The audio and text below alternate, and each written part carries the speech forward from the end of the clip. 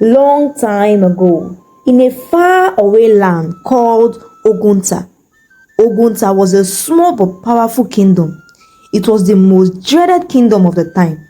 Nobody outside Ogunta wanted to have anything to do with the people of that kingdom, as they were considered to be fetish and evil to the core. This ideology started during the time the people of Ogunta were massacred and their young women and girls raped. In short, the village was almost coming to a close when the last and only surviving child of the royal bloodline came across a long-forgotten deity called Ikuku inside the evil forest as he ran for safety. As he was pursued into the forest, he saw a very old hut and he did not mind because he was running for his dear life. He ran into the hut for safety. To his surprise, inside the hut was filled with gold and many valuables. While he was still admiring the elegancy of the hut, as he couldn't explain what his eyes were seeing, he noticed the men who were chasing him pass the hut without taking any note of his presence. Suddenly he heard his name like a whisper inside the hut.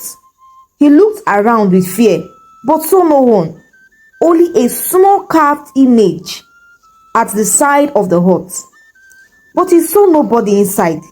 He heard his name again, this second time, louder.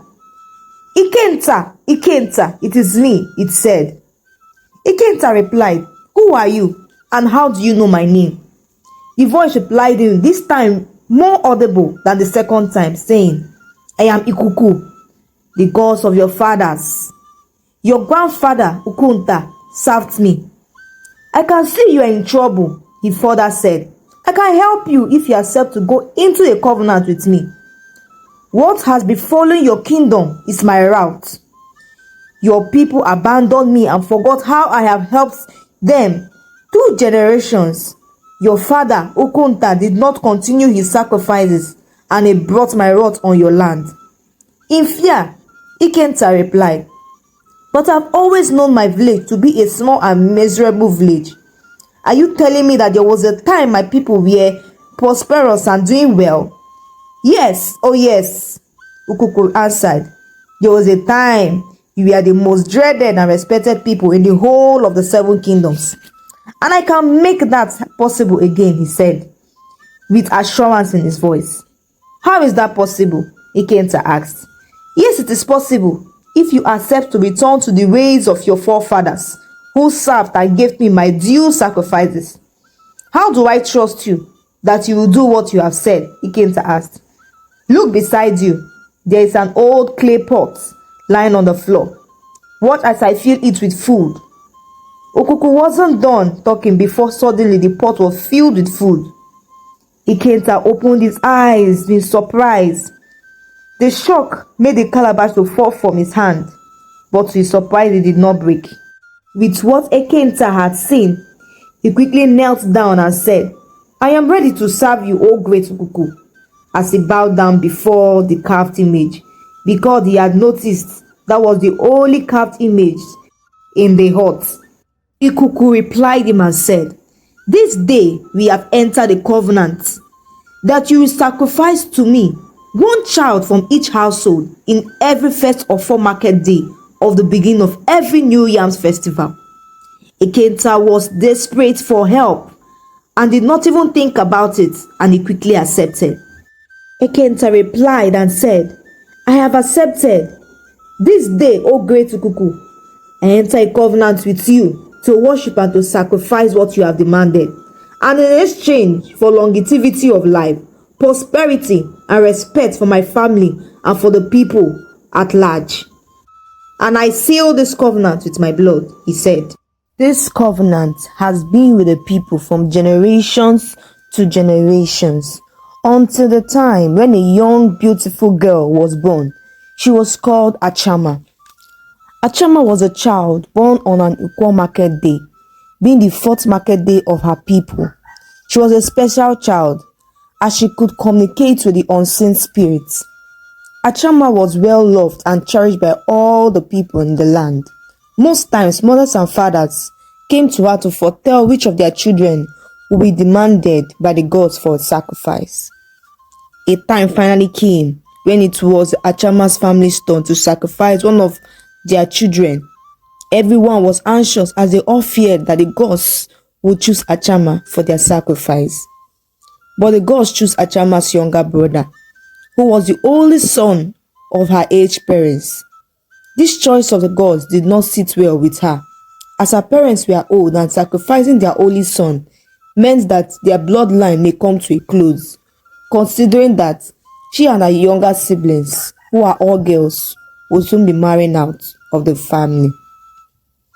There was no more joy in her home. On one cold night, after a heavy rainfall, the entire family had gone to bed. That night, Achama had a dream. In her dream, she saw a man wearing a plain white in front of an old building, though bigger than her family's hut. The man gave her a bold, warm smile and beckoned on her to follow him into the hut. At first, she was hesitant, but she summoned up courage and followed him. As she got closer, she then recognized the place to be the building used by some strangers who recently came into their village a year ago. Inside the building, the man wearing the white garments turned and looked at her and then asked her a striking question. "Do you want your brother to live?" Without thinking twice, she said yes. But then she froze as she asked him, "How do you know my name?" He then replied, "I knew you even before you were born. I gave you that gift for a time like this, because your people has been in bondage for many years and they need to be delivered." She then replied him, "How can I deliver them? Who can escape the grip of the great Ukuku?" The man in white replied her, "I can, and you will be my vessel. Rise up early, take your brother and bring him to this very building.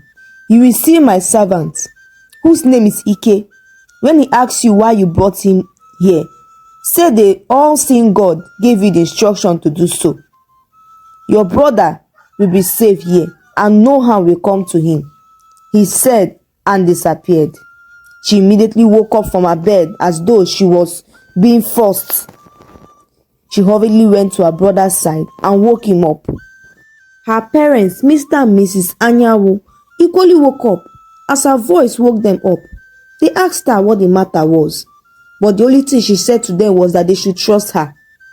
She quickly took her brother and led him to the stranger's building. Once she arrived at the stranger's building that morning, she told them exactly what she was instructed. They believed her because she mentioned the name of the man in charge of the building. They responded and said to her, "Indeed, the all-seeing God had directed you." They took Nonso, who was her younger brother, inside and kept him safe. The next day was the day meant for the sacrifice, as it was the first of 4 market day of the beginning of the New Yam festival. And so the king's guard came to her parents' house, asking for their son Nonso.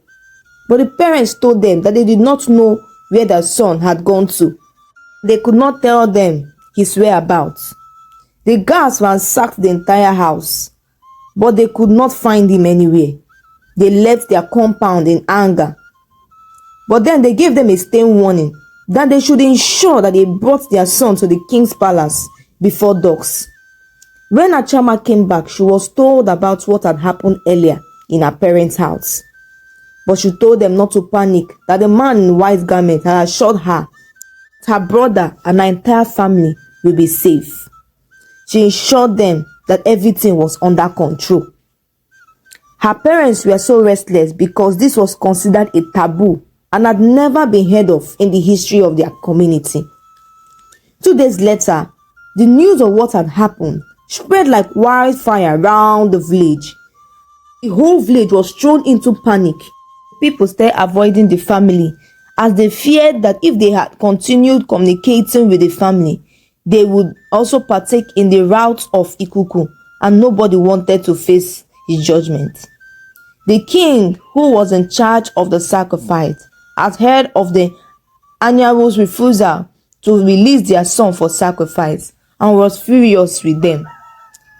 He sent his guards to the family on the third day of the sacrifice to give the family the last warning, and told them that they had until the next 7 days to bring their son for the sacrifice or face the wrath of a cuckoo. The guards delivered the message to the Anyanwu's family, but Achama did not say where she took her younger brother to, even after the punishment and pleading from her parents. Their time of grace elapsed, and on that day, the wrath did not affect the Anyanwu's family, but it was unleashed on all the elderly men of the community. Even the king, who served as the chief priest of Ikuku, was affected by the strange ailment, which caused their skin to decay and fall off. 50 men had already died, and the village stream had turned into blood. The people started to starve, and the young ones were also dying off, as they were dying of dehydration. The next day, the married men and the youth all trooped to Anyanwu's home to forcefully drag his son for the sacrifice. But to their surprise, Mr. Anyanwu was the one who greeted them. He was so healthy, not having any form or sign of illness. Out of great surprise and anger, one of the youths, whose name was Emeka, spoke up and said, "Mr. Anyanwu, your family is the cause of this great calamity and abomination that has befallen our people. How come your family is unaffected?" he asked. Mr. Anyanwu answered and said to him, "You all know my daughter sees the future. She had foreseen ahead and told us what was going to befall us. And she was directed by a certain man who she sees in her dream, who wears a white attire and goes with the name the all-seeing God. He was the one who told us what to do and how to avoid this plague. Because this sacrifice of our children every year has to stop." "Alo, abomination!" the people shouted, with some spitting to the ground. Emeka spoke on behalf of the people. He said, "So you want history to repeat itself, Mr. Anyanwu, or whatever they call you? You are an elder, and you know what happened to our people when our fathers abandoned our great deity Ikuku." Anyanwu interrupted him and said, "I know all about this story, but take a look at me. Do I look sick? So if I'm not saying the truth, how come I'm not affected by the sickness?"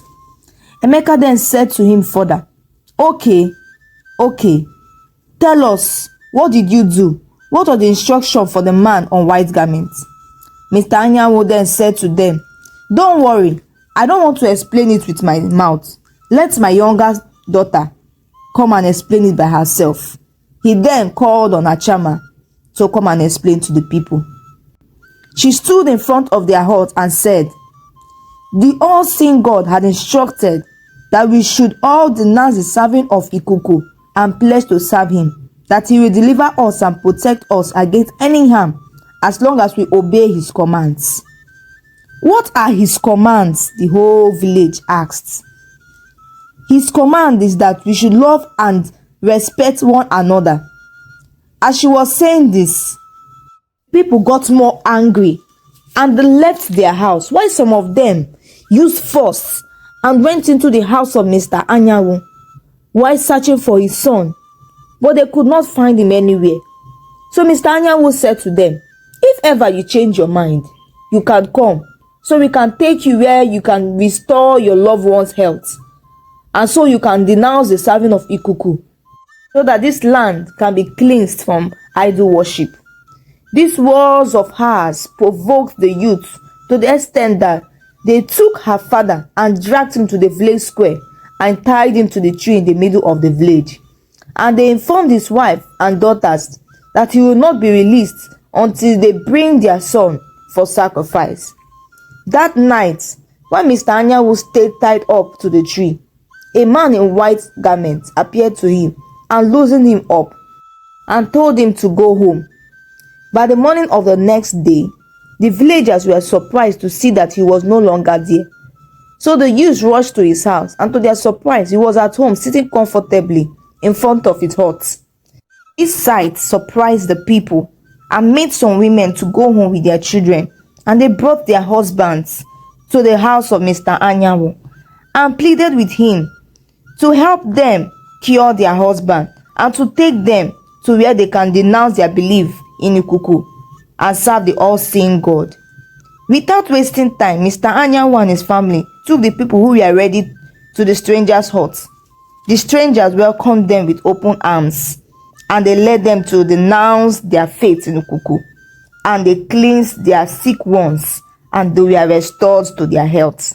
Many others who saw what had happened went home and brought their loved ones also, and they received their wholeness. The strangers further led them to where they destroyed everything that connects them with Ikuku and abolished the sacrificing of their children. Mr. Anyawu's son was then given back to the family. They left to their house happily. As for the king, he died in his illness as he said he will never denounce Ikuku. This story teaches us that we should always stand for what is right, regardless of whatever the challenging force may be. Thank you, and please always remember to subscribe.